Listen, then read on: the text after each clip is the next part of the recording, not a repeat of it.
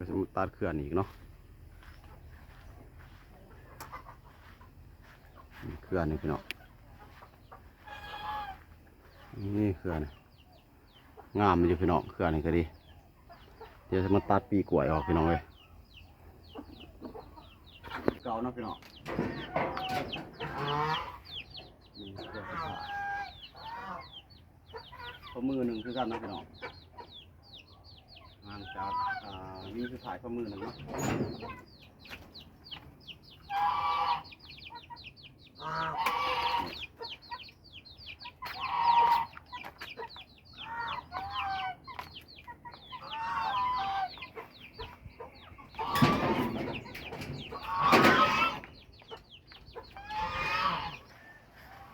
เรือไก่จิกมันพี่น้องให้เด็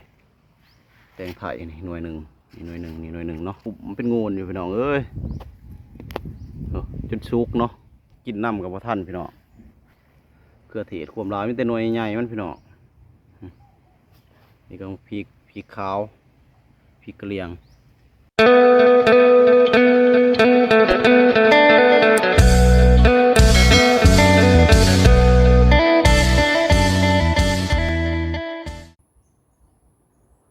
สบายดีสวัสดีพ่อแม่พี่น้องวัดสุขุสุขคนพี่น้องมือนี้ก็ยินดีต้อนรับเข้าสู่2เบาไฟคนไกลบ้านคือเก่าเด้อพี่น้องมือนี้ก็สิมาถ่ายวิธีตัดปีกล้วยเนาะให้พ่อแม่พี่น้องได้เบิ่งได้ชมพี่น้องอยู่สวนคือเก่าพี่น้องบรรยากาศยามเช้าๆพี่น้องกำลังรดน้ำต้นไม้แล้วเนาะก่อนอื่นก็ฝากพ่อแม่พี่น้องกดไลค์กดแชร์กดติดตามหน่อยเด้อพี่น้อง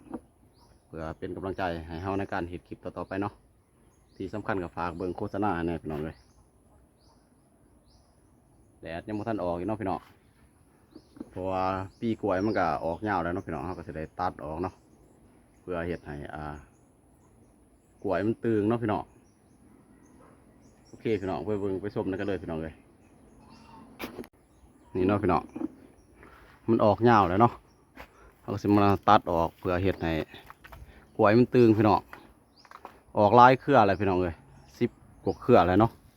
14 เครืออะไรพี่น้องเดี๋ยวจะมาตัดออกพี่น้องเพราะมันออกยาวแล้วการทำบ่ตัดออกมันสิเฮ็ดให้กล้วยเฮาบ่ตึงเนาะพี่น้องพี่น้องนี่เนาะพี่น้องวิธีตัดห่างจากวีสุดท้ายมาประมาณพอมือหนึ่งเนาะหรือว่าคืบหนึ่งเนาะพี่น้องนี่เฮาก็สิตัดเพียงนี้เนาะเพื่อ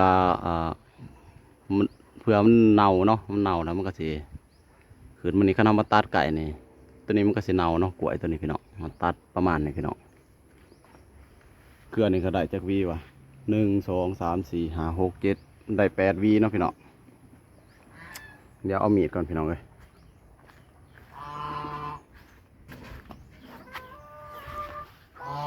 เกลือนี่ยังบ่ทันตัดเนาะเพราะมันยังทันออกยาวกันได้พี่น้องเดี๋ยวมาตัดเกลือนี่ก่อน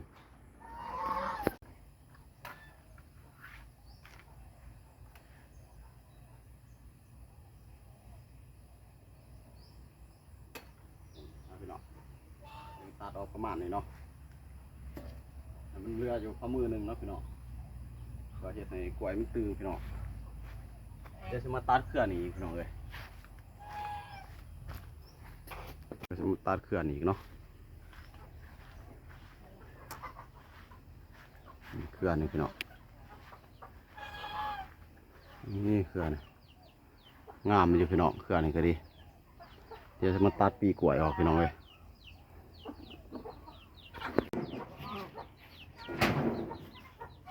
ตัวนี้ก็เห็ดคือเก่าเนาะพี่น้อง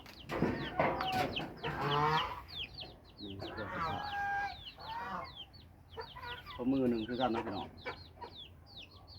งานจากนี่คือถ่ายข้อมือหนึ่งเนาะ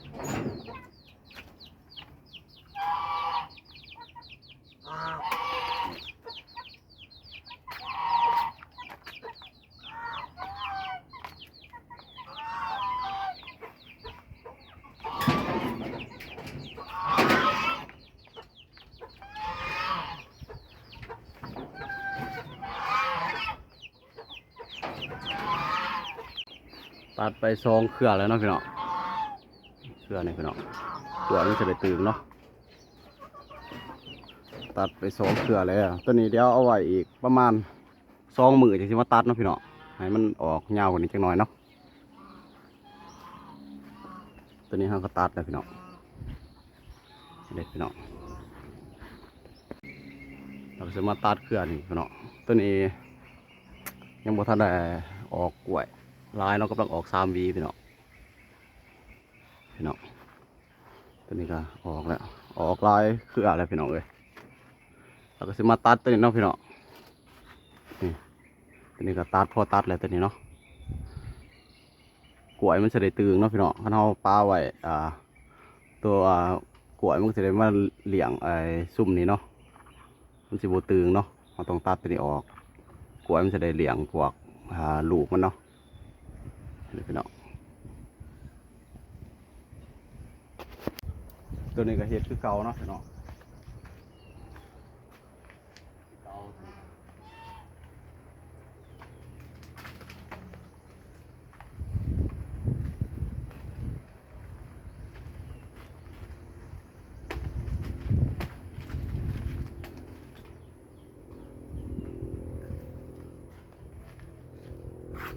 มีแต่ปีใหญ่ๆมันพี่น้องเลยปีบักใหญ่มันเนาะ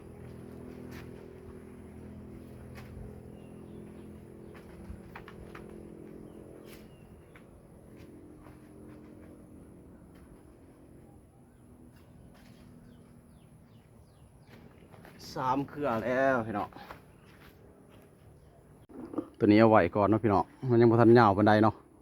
เอาไว้อีกประมาณ2 มื้อพี่น้องเครือนี้เนาะเดี๋ยวจะมาตัดเครือนี่ตัวนี้ก็ยังบ่ทันได้เป็นกล้วยอยู่กำลังออกเป็นปีเนาะเดี๋ยวจะมาตัดเครือนี่พี่น้องโอ้นี่เลยพี่น้องเครือนี่เนาะเดี๋ยวมาตัดนี่อีกมันจังสีตึงเนาะพี่น้องสันมันสิบ่ตึงพี่น้องเลยปีเด้อตายแล้ววะนี่เนาะพี่น้องตัวนี้เราก็เห็ดคือเก่าเนาะตัดประมาณนี้พี่น้องประมาณพอมือหนึ่งเนาะนี่พี่น้องหัวมันจะได้ตึงเนาะ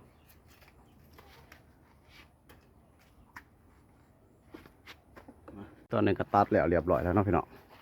ยังลายเครือเนาะที่มันยังบ่ทันยาวพี่น้องเดี๋ยวมันยาวสิมาถ่ายให้เบิ่งใหม่ตัวนี้ก็ยังบ่ทันยาวพี่น้องต้องให้มันยาวจากวีสุดท้ายลงมาได้ประมาณคืบหนึ่งเนาะหรือว่าพอมือหนึ่งก็ได้พี่น้องนี่มันยังบ่ทันยาวเนาะนี่ก็ต้นนี่พี่น้องต้นนี้ก็ใกล้สิออกห่วงปีแล้วตัวนี้กันเนาะนี่ตัวนี้ออกแล้วพี่น้องมีแต่ห่วงปีใหญ่มันพี่น้องเลยบรรยากาศอยู่สวนพี่น้องเดี๋ยวจะพามาชมสวนเลยพี่น้องแตงไทยเขากำลังเป็นหน่วยพี่น้องนี่เลยนี่เนาะกำลังเป็นหน่วยนี่หน่วยหนึ่งพี่น้องมะเขือเทศนี่กระโดกขักโดกแน่พี่น้องเลยนี่พี่น้องเป็นปุ่มอยู่เนาะพี่น้องจะพาเบิ่งแตงไทยนี่อีก3 หน่วยเรือไก่จิกมันพี่น้องนี่เด้แตงไทยนี่หน่วยหนึ่งนี่หน่วยหนึ่งนี่หน่วยหนึ่งเนาะไก่สีสุกเลยเนาะพี่น้องเนาะเครือเทศผมโลคักโลกแหนมเครือเทศกันดิเป็นปุ่มเป็นงูอยู่พี่น้องเอ้ยจนสุกเนาะกินน้ำกับพ่อท่านพี่น้องบริเก็บไปขายเขาก็ขายถือเนาะพี่น้องบกคอยแพงเนาะก็ได้บริเก็บนี่พี่น้อง10 บาทก็เป็นทุ่งหูหิวเนาะพี่น้องเครือเทศนี่ก็เครือเทศพักทองครับตัวนี้เป็นหน่วยเดียวพี่น้องเอ้ยเครือนี่เด้เป็นหน่วยเดียวเนาะเป็นโบราณหน่วยนี่ก็เครือเทศพี่น้องมีแต่เครือเทศพี่ก็เป็นปุ่มเป็นงูนี่พี่น้องเอ้ยพี่เครือเทศความลายมีแต่หน่วยใหญ่มันพี่น้องนี่ก็พีขาวพีกระเลียงนี่แหละพี่น้องบรรยากาศอยู่สวนเนาะบรรยากาศอยู่สวนพี่น้องเครือกำลังเป็นลูกลายพี่น้องนี่เครือก็ดีกำลังเป็นลูกลายสุ่มนี่ ซุ่มนี่ปลูกน้ำลังเนาะนี่พี่น้องกำลังเป็นลูกเต็มอยู่ซุ่มนี่เก็บไปกินลายเถื่อแล้วเนาะพี่น้องตัวนี้ก็ได้หวานผักกาดข้าวไว้เนาะพี่น้องหวานไว้แล้วก็วันนั้นก็จะเอาไปวงเนาะไปปลูกหมองใหม่นี่พี่น้องพริกใบมันจะกูดพี่น้องเลยจักมันเป็นอย่างบ่มันเป็นโหลกบ่ใบกูดใบงอเนาะนี่ก็มะเขือพริกบ่ค่อยงามปานใดปลูกใส่กระตาพี่น้องเลยพริกนี่ก็มะเขือ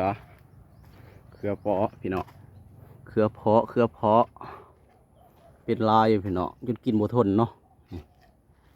เก็บไปไว้อยู่ในตู้ลายเนาะนี่หอมปอมตัวนี้เอาไว้เอาเม็ดมันพี่น้องเนี่ยบรรยากาศ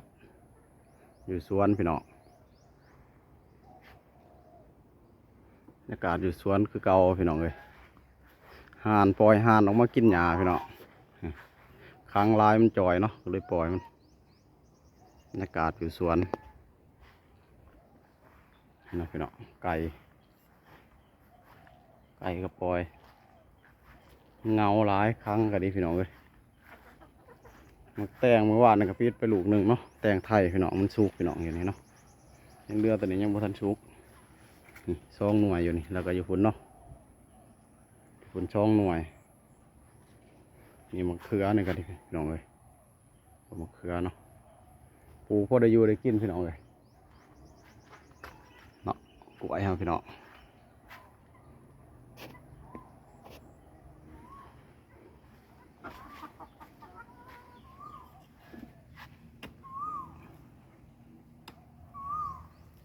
ว้าว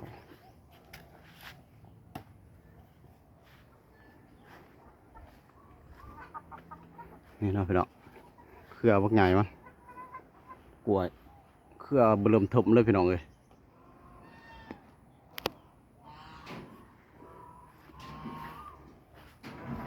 พามาชมสวนพี่น้องเมื่อนี้ผมมีหยังหลายเนาะพี่น้องต้องเขาตัดปีออกแล้วเนาะก็มีมะฮุงเนาะมะฮุงก็กำลังเป็นลูกพี่น้องกำลังเป็นหน่วยนี่เด็กพี่น้องกำลังเป็นหน่วยหน่วยหนึ่งเนาะนี่ก็ไว้เนาะเจ๋มันสั่งมาปลูกพี่น้องเลยนี่เลยก็อาจเลี้ยงแหน่เนาะอันนี้บ่อเลี้ยงแหน่พี่น้องแล้วก็จะขุนบ่อหนึ่งเนาะ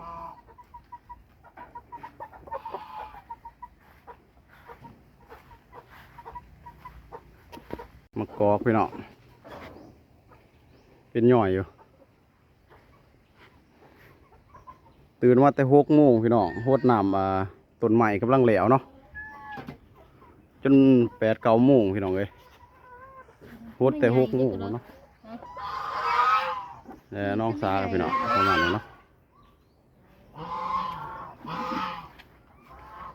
ตอนนี้ก็หาพักหาคิงไปสัวเขียดพี่น้องมันขึ้นไปย่างเขียดหน่อยเนาะได้พอได้กินพี่น้องเลยเขียดหน่อย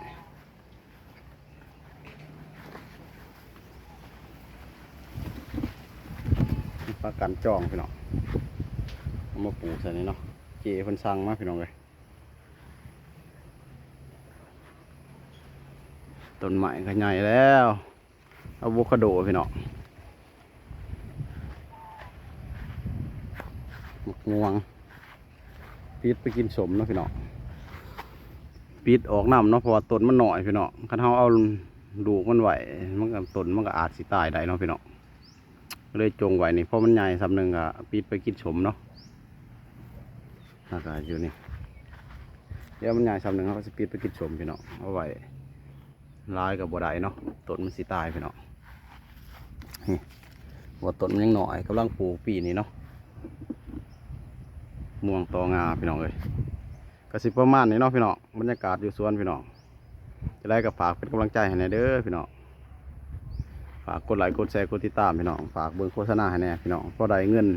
ซื้อขนมให้ลูกเนาะพี่น้องพอได้เงินซื้อขนมให้ลูกไปโรงเรียนพี่น้องเลยฝากเป็นกำลังใจให้ในเด้อนี่ก็มากอกพี่น้องเลยเป็นปุ่มอยู่พวก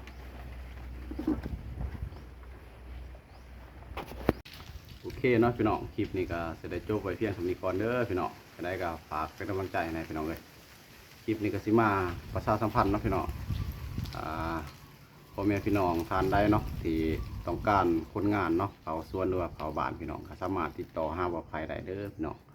เพราะว่าหางานให้น้องเนาะน้องชายคู่ผัวเมียพี่น้องเลยทานได้ต้องการหรือว่าสนใจคนงานเฮ็ดสวนเผาบ้านเผาสวนเนาะหรืองานหยังก็แล้วแต่เนาะพี่น้องก็สามารถติดต่อมาหาบ่าวไผ่ได้เด้อพี่น้องทักมาทาง Facebook หรือว่า